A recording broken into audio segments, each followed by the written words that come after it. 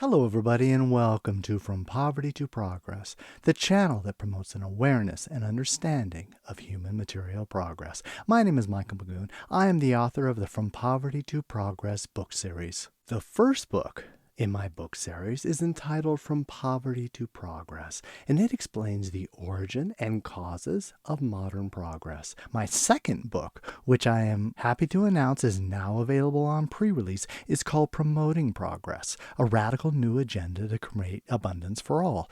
I take the lessons learned from the theories in the first book and apply a concrete progress-based reform agenda to promote widely shared economic growth for all. Today we're going to continue our series of Evidence for Progress, where I use widely available metrics to show that, contrary to what cynics say, we live today in a world of material progress. So far I've covered per capita GDP, United Nations Human Development Index, happiness, and other metrics. If you'd like to see more, see my book, From Poverty to Progress. Now remember, my working definition of progress is a sustained improvement in the material standard of living of a large group of people over a long period of time. Today, we're going to focus on poverty rates.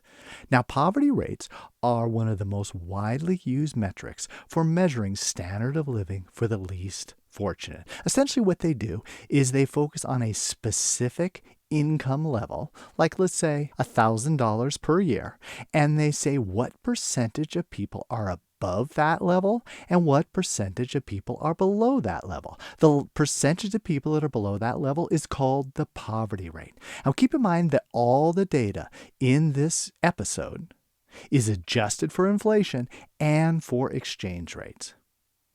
So far in other episodes, we've seen that there's been a great deal of economic growth, particularly as measured by per capita GDP. But it's possible that the benefits of that economic growth has gone overwhelmingly to rich people and that the poor are being left behind. So with the poverty rate, we'll be able to tell if that is in fact the case. So first, let's take a look at what is called the absolute poverty rate. And this is for the entire globe over the last 2 centuries. The metric is $1.90 per day, which adds up to between $600 and $700 per year. Now imagine trying to live on that level of income. That is unfortunately the level that most of the world have lived in throughout human history. In 1800, 89.7% of the world's population lived in a state of absolute poverty. The lucky people who lived above this pathetic level of existence were overwhelmingly concentrated in Northwest Europe and the United States. Even as late as 1970, a majority of people on planet Earth lived on less than $693 per year. The drop in absolute poverty over the last 30 years has been nothing short of revolutionary. Poverty rates have dropped from 40.2% to 10.1%, a quarter of their previous level. Within a little over 200 years, the world transformed from virtually all people living in absolute poverty to very few of them doing so. In East Asia, the progress in reducing absolute poverty has been nothing short of astounding. Today, we forget just how poor East Asia was only a few generations ago. Most East Asians in 1970 had much the same standard of living as they had 2,000 years previously. In 1970, East Asia had levels of absolute poverty rates that were roughly the same as sub-Saharan Africa at the time. By 2006, the absolute poverty rate in East Asia had dropped from almost 60% in 1970 to 1.7% in 2006. In less than 2 generations, East Asia had virtually eliminated absolute poverty. Now in this graphic, we can see the world income distribution. You can see it in 4 separate years: 1830, 1939, 1970, and 2019, the most recent year.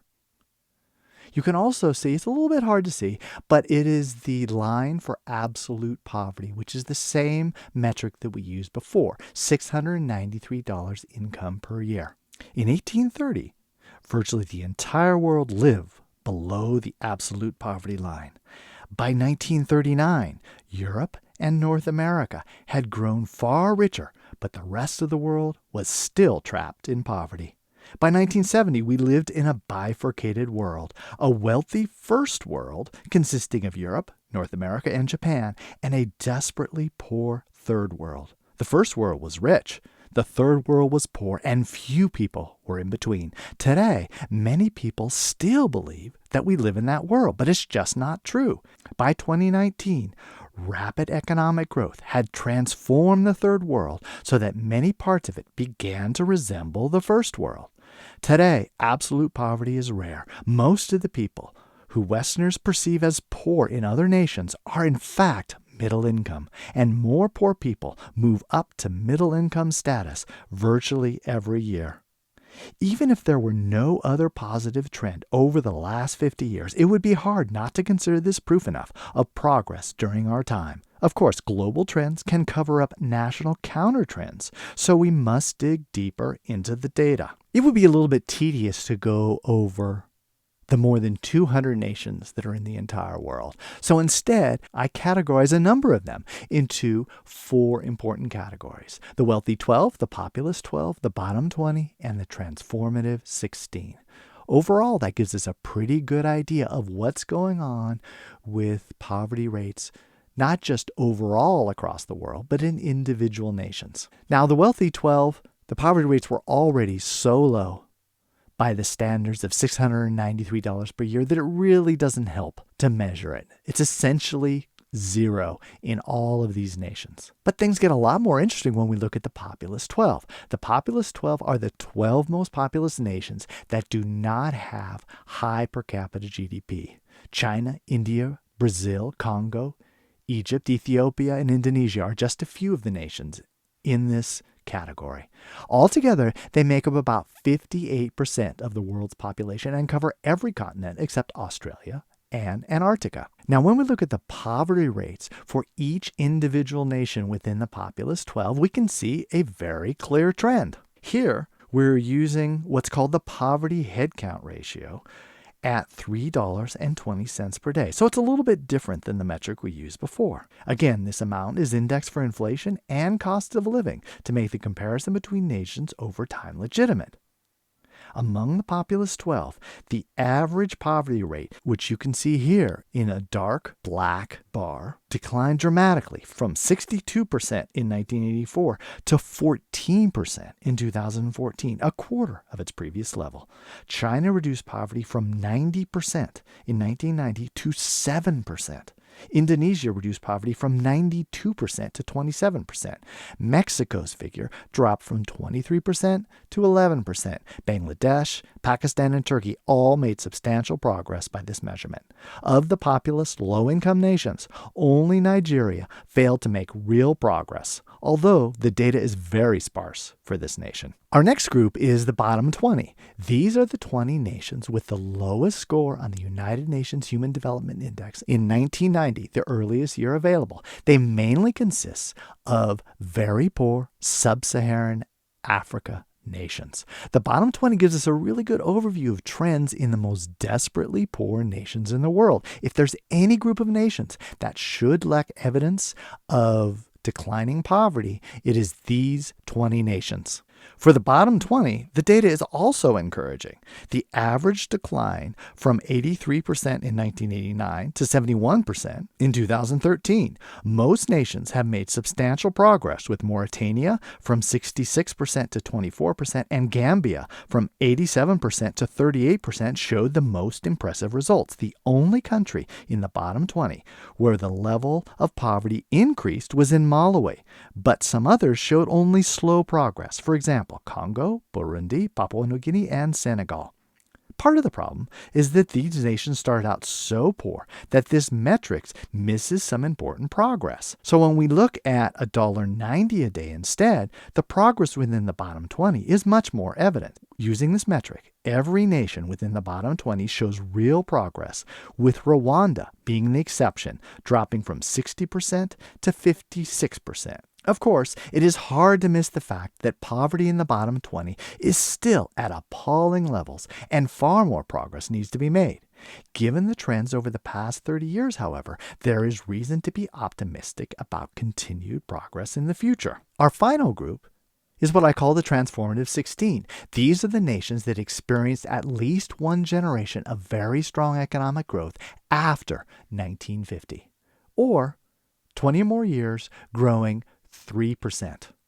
This includes a wide variety of nations, including Spain, Ireland, Japan, Hong Kong, Taiwan, Thailand, Singapore, South Korea, Indonesia, China, and India. So, did this economic growth lead to declining poverty, or did it just benefit the rich within those nations? When one looks at the data, it is quite clear that the transformative 16 experienced significant declines in poverty.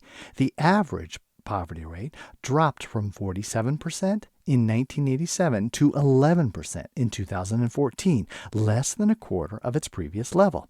Except for Spain and Ireland, who already had very low rates of poverty by this measure, and Trinidad, for which we have little data, all the nations had very large drops. Chile and Thailand virtually eliminated poverty, while China, India, and Indonesia saw dramatic drops. By 2017, only India still had a significant problem with poverty, although the levels were dropping fast. When you combine together all three of those categories together, you can see the trends are very clear, particularly for the transformative 16 and the populous 12, which again is the majority of the global population. We see significant declines in poverty and particular acceleration in the last 30 years. The improvement among the bottom 20 certainly is disappointing, but it is improvement nonetheless. So what can we learn from this metric? Well, it's very clear that economic growth does not exclusively benefit the rich or even the middle class. It has a big impact on cutting poverty across the globe. Very few nations did not see a decrease in poverty, and most of them saw dramatic decreases in poverty. This is even true in sub-Saharan Africa, and it's most clear in the nations that have experienced rapid economic growth. While there's clearly some evidence of downturns during a recession, they do not affect the overall long-term trend. It's also interesting that the steepest drops have been during the last 30 years, so there's no reason to believe that the next 30 years will be any different. So it's very clear that global economic growth dramatically diminishes poverty, not just in the wealthiest nations, but also in the poorest nations. Well, I hope you enjoyed this episode. Please don't forget to subscribe and like. It really helps the channel to grow. If you'd like more resources, I'd recommend going to my website frompovertytoprogress.com. With a free email subscription, you get free ebook samples, free audio samples, and you can buy discounted ebooks and audiobooks. If you insist on paying full price, you can get ebooks, paperbacks, and hardcovers at Amazon, or if you're a bookstore or a library, you can get them at Ingram Spark.